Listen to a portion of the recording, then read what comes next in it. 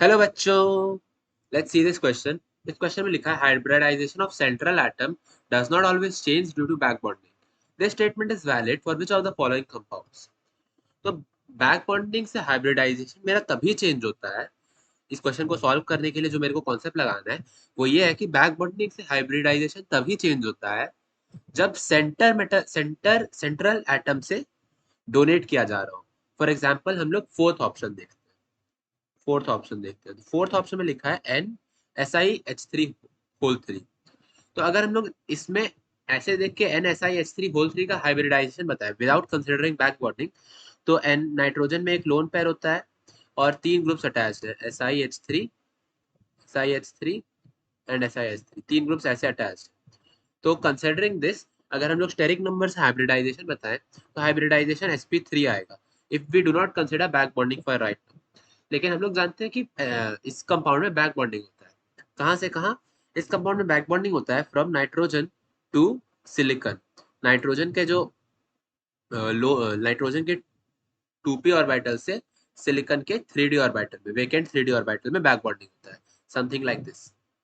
तो इसमें क्या है, इसमें सेंटर एटम से के तरफ से डोनेशन हो रहा है टू सराउंडिंग एटम्स। नाइट्रोजन जो सेंटर एटम है इससे सराउंडिंग सिलिकॉन एटम की तरफ इलेक्ट्रॉन्स डोनेट किया जा रहा है। तो इस डोनेशन के कारण नाइट्रोजन इस डोनेशन के कारण नाइट्रोजन पे लोन पेयर का अवेलेबिलिटी बहुत घट जाता है, क्योंकि ये तीनों के साथ शेयर कर रहा है। तो इसका जो इक्विवेलेंट स्ट्रक्चर बन जाता है कुछ ऐसा दिखता है। तीनों सिलिकॉन के साथ ये बैक बॉन्डिंग करता है, तो एक पाई बॉन्ड कैरेक्टर डेवलप हो जाता है बिटवीन नाइट्रोजन एंड सिलिकॉन। तो इसको हम शो करेंगे, तो नाइट्रोजन यहाँ पे SiH3, यहाँ पे SiH3, और सिमिलरली यहाँ पे SiH3। और क्योंकि यहाँ पे लोन पेयर अब नहीं है, क्योंकि ये तीनों के साथ डोनेट करा, तो उसको हम ऐसे शो करेंगे डैश लाइन से। ये पाई बॉन्ड को शो करा जो कि बैक बॉन्डिंग के कारण डेवलप हुआ है from nitrogen towards all silicon atoms. तो अब इसके कारण नाइट्रोजन पे लोन पेयर नहीं रह गया, क्योंकि वो डोनेशन में चला गया यूजिंग बैक बॉन्डिंग। तो अब अगर हम इसमें बैक बॉन्डिंग कंसिडर करके हाइब्रिडाइजेशन कैलकुलेट करें, स्टेरिक नंबर निकाले, तो वो 3 आएगा, क्योंकि इसमें लोन पेयर नहीं है। तो इस केस में जो नाइट्रोजन का हाइब्रिडाइजेशन है वो sp2 है। तो यहाँ पे हम बोल सकते हैं कि फोर्थ ऑप्शन में बैक बॉन्डिंग के कारण हाइब्रिडाइजेशन चेंज हो जा रहा है फ्रॉम sp3 टू sp2। तो बैक बॉन्डिंग के कारण हाइब्रिडाइजेशन चेंज हो जा रहा है। तो फोर्थ ऑप्शन तो मेरा जो है, इस पे ये स्टेटमेंट वैलिड नहीं है, इस पे स्टेटमेंट वैलिड नहीं है। अब उसके बाद थर्ड ऑप्शन देखते हैं। थर्ड ऑप्शन में भी सेंट्रल एटम से ही बैक बॉन्डिंग किया जा रहा है। अगर हम स्ट्रक्चर बनाए तो ऐसा कुछ स्ट्रक्चर होना चाहिए if we do not consider back bonding. अगर हम लोग बैक बॉन्डिंग कंसिडर नहीं करेंगे तो ऑक्सीजन पे दो लोन पेयर और ऑक्सीजन दो सिग्मा बॉन्ड बनाए, तो स्टेरिक नंबर कैलकुलेट करके ऑक्सीजन का अगर हम लोग हाइब्रिडाइजेशन निकालेंगे तो sp3 आएगा। लेकिन हम लोग जानते हैं कि इसमें जो है ऑक्सीजन का 2p ऑर्बिटल से सिलिकॉन का वेकेंट 3d ऑर्बिटल्स में बैक बॉन्डिंग होता है। कुछ इस तरह से बैक बॉन्डिंग होता है। तो इसके कारण एक पाई बॉन्ड कैरेक्टर डेवलप हो जाता है बिटवीन ऑक्सीजन एंड सिलिकॉन। तो उसके कारण जो स्ट्रक्चर बन जाता है इस कंपाउंड का कुछ ऐसा बन जाता है, OSiH3 और SiH3, और यहाँ पे एक लोन पेयर रह जाता है, क्योंकि जो दो लोन पेयर में से एक लोन पेयर तो बैक बॉन्डिंग में इन्वॉल्व हो जाता है। तो कुछ ऐसा स्ट्रक्चर बन जाता है, हाइब्रिड स्ट्रक्चर अगर हम बनाए पाई बॉन्ड शो करके दोनों तरफ, तो ऐसा कुछ स्ट्रक्चर बन जाता है। अब अगर यदि हम इसका हाइब्रिडाइजेशन यहाँ पे चेक करें तो इस ऑक्सीजन का हाइब्रिडाइजेशन इज sp2। ऐसा क्यों? क्योंकि अब एक लोन पेयर है और दो सिग्मा बॉन्ड है। तो स्टेरिक नंबर अगर हम कैलकुलेट करेंगे 3 आएगा, यानी कि sp2 हाइब्रिडाइजेशन। तो यहाँ पे भी हाइब्रिडाइजेशन चेंज हो जा रहा है। तो ये भी मेरा स्टेटमेंट इसके के लिए वैलिड नहीं है। अब यदि हम फर्स्ट और सेकेंड ऑप्शन देखें, फर्स्ट और सेकेंड ऑप्शन, तो उसमें खास ये है कि सपोज हम लोग फर्स्ट ऑप्शन देखते हैं, फर्स्ट कंपाउंड देखते हैं CCl3-। तो CCl3- का यदि हम स्ट्रक्चर बनाए तो कार्बन पे एक लोन पेयर होता है और क्लोरीन पे लोन पेयर्स होते हैं।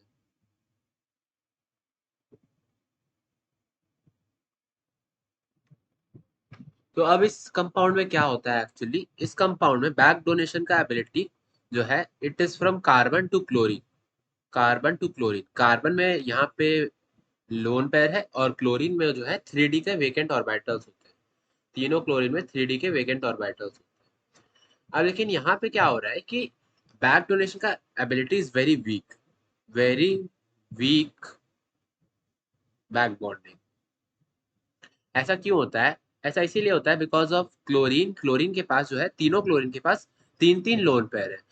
तो तीनों लोन पेयर के कारण काफी हाई रिपल्शन फेस होता है। इसका रीजन क्या है? Because of because of very high repulsion, very high repulsion from all chlorine atoms. Chlorine पे जो लोन पेयर है उसके कारण काफी हाई रिपल्शन होता है, तो बैक डोनेशन काफी कम होता है। तो लोन पेयर यहाँ पे अवेलेबल रहता है, lone pair availability is very high. Since lone pair availability is high, तो हम लोग हाइब्रिडाइजेशन कैलकुलेट करते समय उस लोन पेयर को कंसिडर करते हैं। तो जब हम उस लोन पेयर को कंसिडर करेंगे तो मेरे पास एक lone pair, one lone pair plus 3 sigma bonds होगा। तो इससे जब हम स्टेरिक नंबर कैलकुलेट करके हाइब्रिडाइजेशन निकालेंगे तो हाइब्रिडाइजेशन sp3 आएगा। तो बैक बॉन्डिंग के बाद और बैक बॉन्डिंग के पहले दोनों तरफ ही जो हाइब्रिडाइजेशन है sp3 ही रहता है। तो इसमें हम बोल सकते हैं कि hybridisation does not change with back bonding. Why? Because back bonding का जो एबिलिटी है काफी वीक है। तो ये तो मेरा करेक्ट है। अब लास्टली हम लोग सेकेंड वाला देख लेते हैं। तो सेकेंड में क्या होता है? Second is कार्बिन, CCl2 कार्बिन। कार्बिन का स्ट्रक्चर कुछ ऐसा होता है। यहाँ पे एक लोन पेयर होता है और कार्बन पे एक फ्री ऑर्बिटल भी होता है।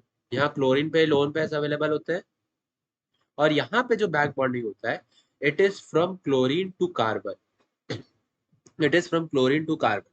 क्लोरीन का जो क्लोरीन का जो 3p में इलेक्ट्रॉन्स है, that is shared with this vacant orbital in carbon जो कि 2p है। तो 3p 2p बैक बॉन्डिंग होता है। तो ये बैक बॉन्डिंग क्योंकि क्लोरीन से कार्बन होता है, तो यहाँ सेंट्रल एटम पे नंबर ऑफ इलेक्ट्रॉन्स जो है सिग्मा बॉन्ड या लोन पेयर में वो चेंज नहीं होते। नंबर ऑफ सिग्मा बॉन्ड 2 रहता है। Sigma bond plus lone pair यदि हम कैलकुलेट करें तो सिग्मा बॉन्ड मेरा 2 रहता है और लोन पेयर अभी भी 1 ही रहता है। इसका हाइब्रिडाइजेशन अगर हम देखें तो 3 आएगा, sp3, जो कि पहले और बाद दोनों ही सेम ही है। सॉरी, sp2 आएगा बिकॉज स्टेरिक नंबर से अगर हमारे हाइब्रिडाइजेशन कैलकुलेट करें तो 2 + 1 3, यानी कि sp2 हाइब्रिडाइजेशन आएगा। तो without back bonding, with back bonding एक ही हाइब्रिडाइजेशन आएगा, क्योंकि लोन पेयर डोनेशन जो है वो सेंट्रल एटम से ना होके साइड वाले सराउंडिंग एटम से हो रहा है, क्लोरीन से कार्बन हो रहा है। तो सेंट्रल एटम पे बैक बॉन्डिंग के पहले और बाद सेम नंबर ऑफ बॉन्ड्स या लोन पेयर्स रहते हैं। इसीलिए सेकंड में मेरा करेक्ट हो जाएगा, क्योंकि इसमें कोई चेंज नहीं आ रहा है with due to back bonding. तो first and second are my correct state options which satisfy hybridization of central atom does not change with back bonding. तो जो मेरा करेक्ट ऑप्शन हो जाना चाहिए वो ऑप्शन ए होना चाहिए। So option A is my final answer, because उसमें 1 और 2 के लिस्टेड है। So this is my final solution. I hope everyone got it. Best of luck. Thank you.